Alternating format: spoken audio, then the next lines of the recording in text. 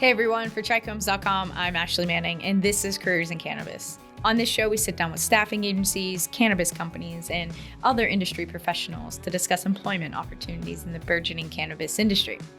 Many of you already know March is Women's History Month, and it's a salute to women's achievements and contributions to society. And when relating this to a career in cannabis, women account for more than 1/3 of cannabis business executives. And today's guest is part of that 1/3. And she was inspired to start her company with the words of another woman, her late grandmother. While her grandmother was in the final stages of her life, she stated to her that she wished she had tried this stuff, referring to cannabis, a lot sooner. The nurturing nature of our guest heard that and saw the opportunity to help others, even the skeptics, a lot sooner than she was able to help her own grandmother. On this episode, we follow the journey of Bri Renae, founder of the women-owned and operated cannabis topical company, Mendo Mountains Co., which provides consumers with artisan-made, high-potency, full-spectrum cannabis salves and body oils. Hey, Bri, welcome to the show. Hi. It's great to have you here. So it's Women's History Month, and that's the reason for us reaching out to you. And I actually just found out this week that Women's History Month movement actually started just actually a few hours south of where you are located in Mendocino. Nice. In Sonoma. In San Francisco? Don't know. Oh, Sonoma. Wow. Cool. Sonoma. Yeah, I didn't know if you knew that fun fact, but I thought I'd share that with you. Well, this is your first time on Careers in Cannabis, so it's good to have you here. I always like to start off with leading into what you were doing right before you had a career in cannabis and what led into you being the founder of Mendo Mountains Co. So I was doing something completely different than cannabis, actually. So I was working on a TV show called Anger Management in the art department. That is my background in art and design. And I went up to a farm, met my husband, and I got pregnant. And so I stayed up in Mendocino and we started our own farm together. So that's kind of what brought me into the whole world. It was a fast-paced move. I think I remember, was it an MTV show, Anger Management? Or I can't think of what show that was. It was on, what network was it on? Gosh, I don't know. It was with Charlie Sheen. I definitely, yes. Well, that sounds exciting. So yeah, it was super fun and super fast paced. And I needed a break. It was just a lot, really long days, really long hours, no breaks. And so I went with some friends up to Mendocino and spent some time on a farm. And I'm sure everybody can imagine what I was doing. Smoking a lot of cannabis? Yes, smoking a lot of cannabis, trimming, working, leafing. But yeah, and that's how I met my husband. And so you started trimming, you're working on the farm. What inspired you to found your own company? Well, so we started our own farm together, and he did with a partner, and I was there, and I was pregnant, and I had my first child, and my grandmother at the time was fighting cancer, and I was trying to get her to try cannabis products because I knew that she needed them. And her generation, as we all know, weed was super taboo. Like, she didn't want to try it. It was bad. It was illegal. And I got her to try topicals and my remedy, actually. And then, we went to a dispensary and I got all these tinctures and gummies and all these different things. And I realized that the topical was the entry level that was familiar and acceptable to her for some reason. It was less intimidating. And I just realized that that was such a good avenue to share the medicine of cannabis with this generation and just make it more approachable for people. Because at the time it was, $2.15. So it wasn't like it is right now where people just feel like it's fully legal.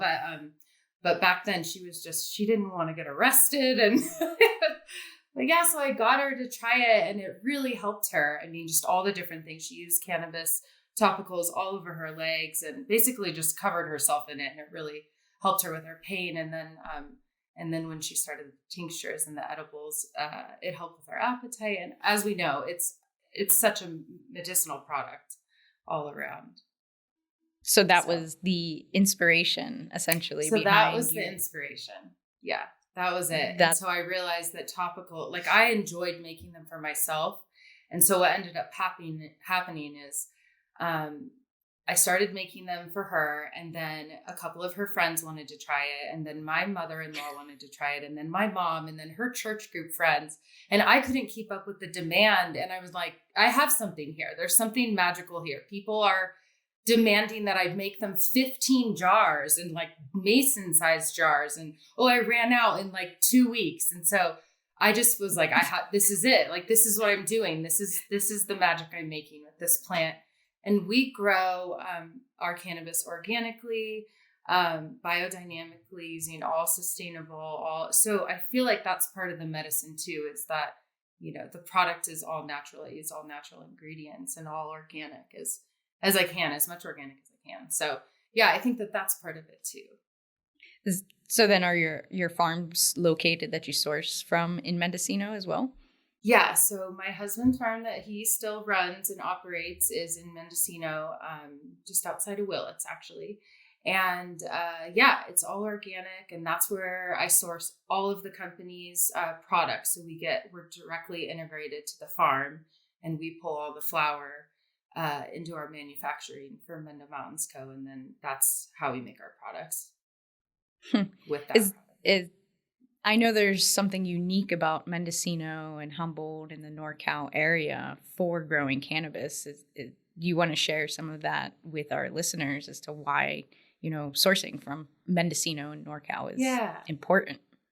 I mean, I think back in the day, it was a really special area because of how hidden the farms were. I mean, let's be real. They're way back on dirt roads in the middle of the mountains. And so I think that that's, a special part of them. But the foliar freed from the ocean, our plants, it's a ridge top on a mountain. We're actually on one of the only official mountains of Mendocino. And yeah, I mean, I think the foliar feed, there's microclimates that happen in the hills, and that really feeds the plants and sort of, contributes to their like growth and stability. I think that's something special that whole region, Humboldt and Mendocino, the Emerald Triangle, as they call it, offers farmers. But yeah. I mean, the soil is just so pure. Like, we're not dealing with a lot of the problems the rest of the state's dealing with because our soil is, untouched. Yeah, so it's straight from the mountains. Yeah, and we have natural spring water that comes out of the ground, and our farm is actually run on a natural pond from rainwater catchment, which is really special. And then, all that water is filtered through the rocks, and it's just, it's sort of a natural, sustainable system.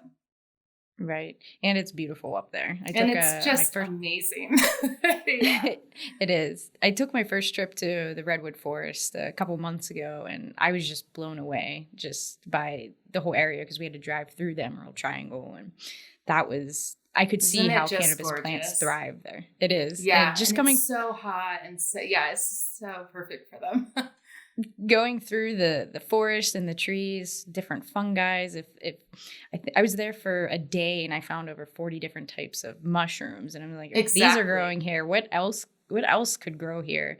There's probably a lot that we still have yet to find in the Emerald Triangle, but we'll keep it cannabis for now. Okay. But yeah, I mean, we have a full veggie garden out there that's all organic too, and I mean, it's just amazing what will grow there. It's unbelievable. Yeah. So are the plans to stay a topical brand, or are you guys looking into other verticals and expansion as well? We're expanding the topical line, but we're also putting out flower from the farm this year. That's one of the projects I'm working on right now, actually. The line's expanding in topicals, but we also are going to start doing flower and pre-rolls as well, just because we have the weed that's so amazing. We have to share it with people. Super exciting. Wow. That I'm excited that you guys started as a topical brand, and you're staying true to that in a sense that you're not trying to overtake all the market and have something in every vertical. I think staying a niche brand is admirable, and you got to get the flower out there though too. So right. I think it's fun to have the flower because that's where the products are made from. Part of our goal is to put the flower out, but then I feel like there's so much medicine in different forms of topical products that's just enough for me right now. It's such a huge project, just getting all of these different variations of how people want to apply it to their skin and how it can be used for so many different things.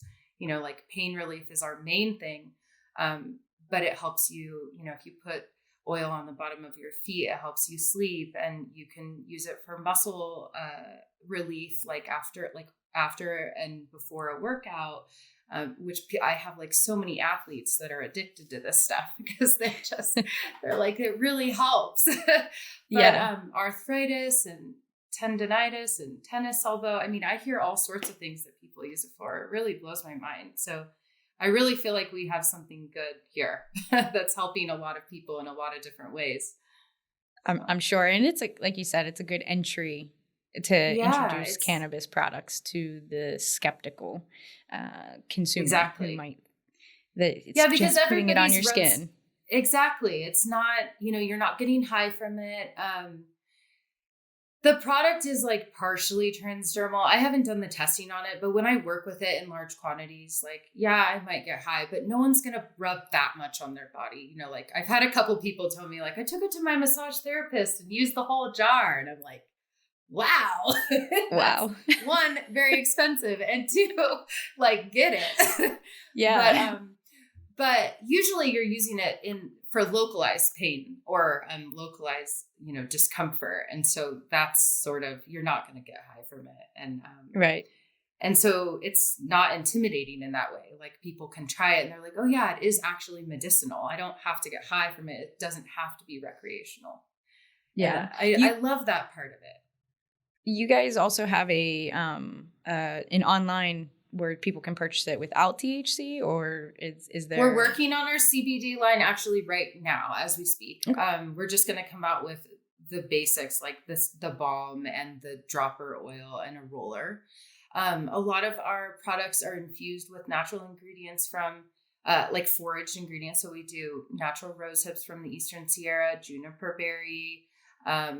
We're working on a couple other ones right now, like pine needle and some other things. But so with your CBD topical line, is that that's for the real skeptics who are like, I don't want to get high, and they still think they might get high from a topical.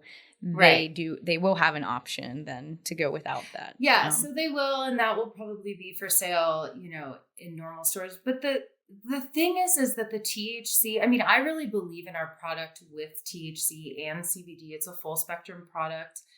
And I really do think that the THC does the heavy lifting when it comes to pain relief. And so I always try and tell people that when I'm, you know, sometimes I'll do these client appreciations or just to go meet the customers, or like I'll hang out at the dispensary just to talk to people that are interested in our product, to get feedback on like what they're looking for, just to see what people, and it's amazing how people only associate topicals with CBD. And they're like, well, what do you mean it has THC in it? Like, that's like the real thing. Like you need both, and they work synergistically together, especially the way that we make it with infusion.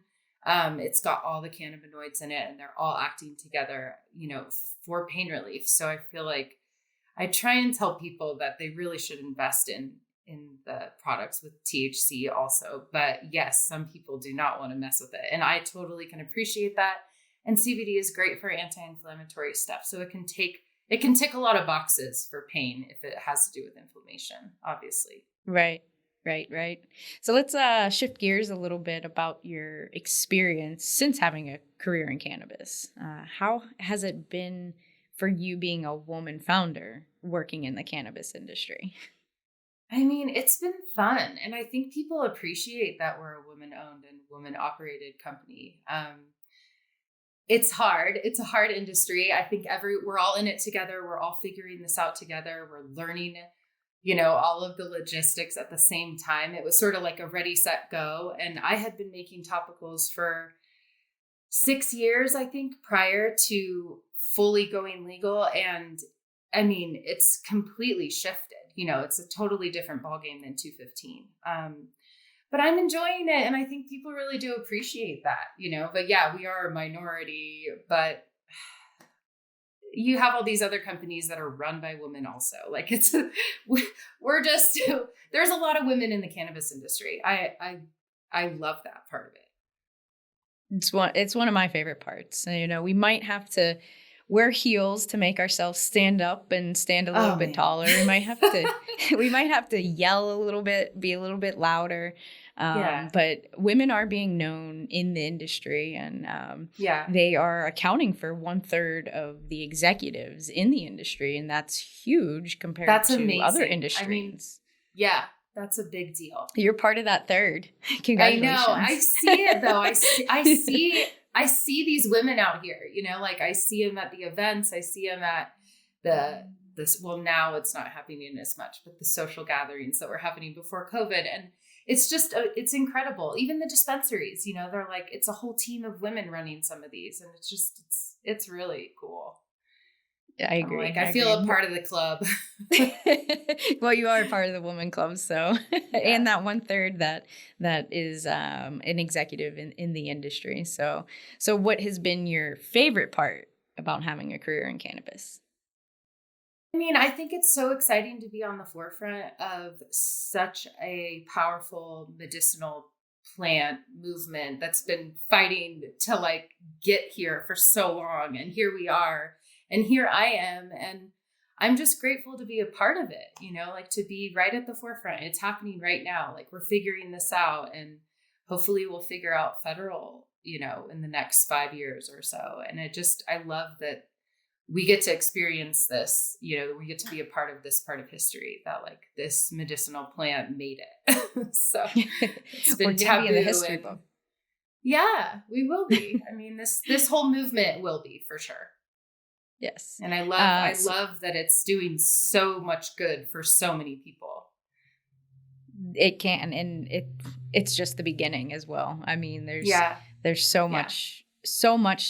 so many challenges to overcome, as well as advancements in research and advancements in how we can target specific ailments. And once we really get there, I mean, we're already there. We're studying cannabinoid by cannabinoid.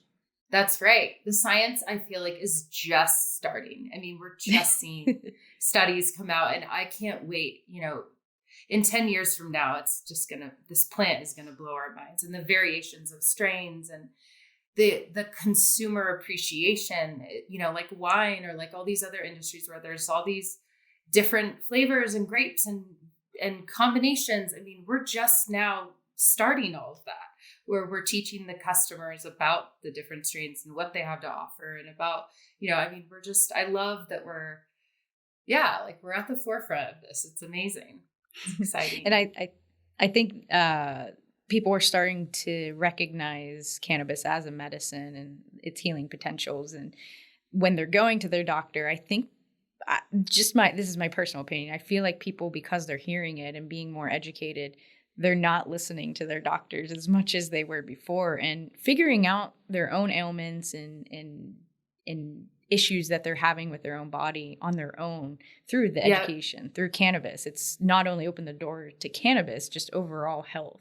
How can we you're right about that.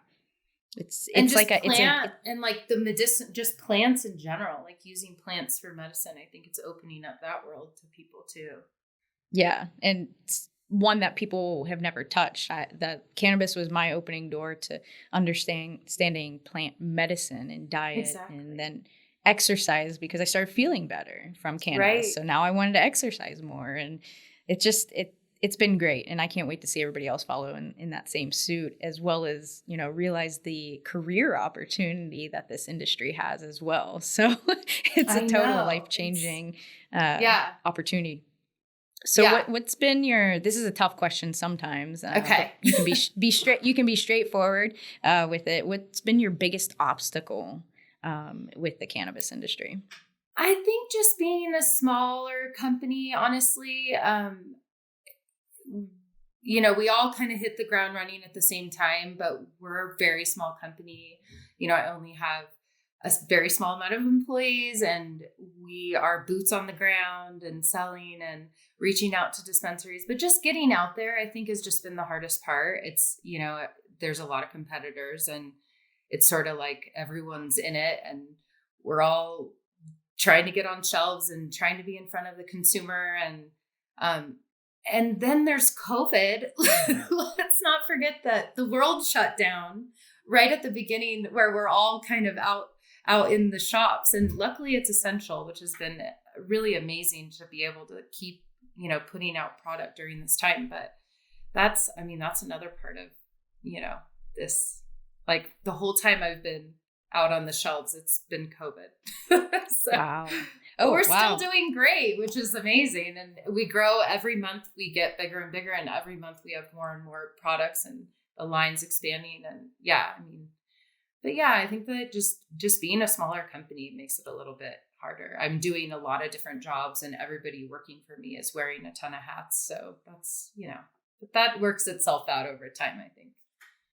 Especially when you have women operating, they just figure it out. We're talking about multitasking, and like just every woman that works for me knows how to do 15 million things. It's amazing. I'm like just blown away by us. Men can too. They totally can. There's plenty of men in the workplace. Don't get me wrong. For sure. But yeah, it's fun. Well, I have another question for you that I ask all my guests, and it's okay. What would be some big sister advice? This can be good advice. This can be reality check advice that you would give someone who was in your shoes before you had a career in cannabis. What would be some advice? I guess I'll keep it simple. I would just say, if you want to get into the cannabis industry, you just have to go for it. You have to get your feet wet and just get into it. It's a fast-paced industry. I feel like there's a lot of things happening and there's a lot of moving parts, but it's all about relationships, and it's all about just putting yourself out there. And relationships. Yeah, there's a place for every single type of person in this industry, which is like the most amazing part about it. Yes. I think you said relationships. I think that is single-handedly the most important piece of advice to give someone. You just get into this industry, build your relationships. Yes. This industry is unique compared to other industries. You can make a relationship, and it becomes a sense of community. It's not just a business relationship. It becomes part of everything. Yes. And the thing that's interesting to me in the part about relationships is that in the business, just in cannabis in general, is that it's so many different kinds of people from so many different backgrounds and fields. Some people are like the suits of Wall Street, and then you have the farmers, and you have like all the people in between. But it's so amazing how you get into a meeting, or and everyone's got these crazy backgrounds, and we're all in it, like pushing the same thing. So it's just, that part of it is fun, that there's a place for everyone and every type of person, and that you can relate to different people on different levels. Like there's every type of person. It's exciting. It's fun to get to know different people in the industry. And you never know if you get in and you're listening to this, you get a career in cannabis and you're build a relationship, you might never see that person ever again, but guarantee you're going to come together at a conference and you're going to be like, oh my gosh. And you'll rekindle that relationship. And I feel like in other industries, you tend to not forget that those older relationships you've made don't necessarily reconnect down the line. That's my favorite part. So how can our audience find Mendo Mountains Co? Instagram's a great way. We have at Mendo Mountains Co. And then our website, it's getting rebuilt at the moment, but it's a great way. There's a contact page, and I actually respond to all the emails. So you'll be talking to me if you email us. It's one of those hats, right? It's one of my many hats. Yes. But I actually love talking to the customer. That's like my favorite part, is just seeing the response and getting people's feedback on the product, and hearing how it's helped them, or how they're using it, or who they gifted it to, and how they responded. And so I love boots on the ground and being in front of their faces. So yeah, I'm the person. But the website. I call that R&D. Oh, definitely. R&D when you're talking to the customer, because you're taking everything that they're saying and you're thinking, okay, how can I implement that my product and my brand and get that out there to help. It's not for any ulterior motive besides. No, I just want to make the products. People. Yes. And you want to make them better. Like we're always striving to sort of reinvent the next product and reformulate things to, some people were requesting more CBD at some point. And so we really took that into consideration and like made that happen for our customers. So now, we have that in our product line. So it's definitely about listening to the feedback. Well, it's been great hearing about your career in cannabis and how your journey evolved into becoming the founder of Mendo Mountains Co. I look forward to coming up to the farm and maybe doing an on-site interview and testing out the salves on my hands and smelling all the beautiful plants and the sites in Mendocino. So if there's anything you want to leave off with, we will. Well, it was great to talk to you, Ashley. Yeah, no, you too, Bri. Thank you. And stay on the line for a moment, okay? Okay, we'll do. All right. Bye, Bri. Bye. My thanks again to Bri Renae for being my guest on today's episode. You can follow our series, Careers in Cannabis, as well as more great shows like this one at TRICHOMES.com. If you're a member of the cannabis community and you have a story you want to share with us, please reach out. You can reach the show by emailing CareersInCannabis@TRICHOMES.com. Please take a second to subscribe to the podcast, write a review. It really helps others to find the show. You can also join in the discussion with industry insiders by visiting TRICHOMES.com and following us on all social media. For TRICHOMES.com, I'm Ashley Manning. Thank you for listening and be well.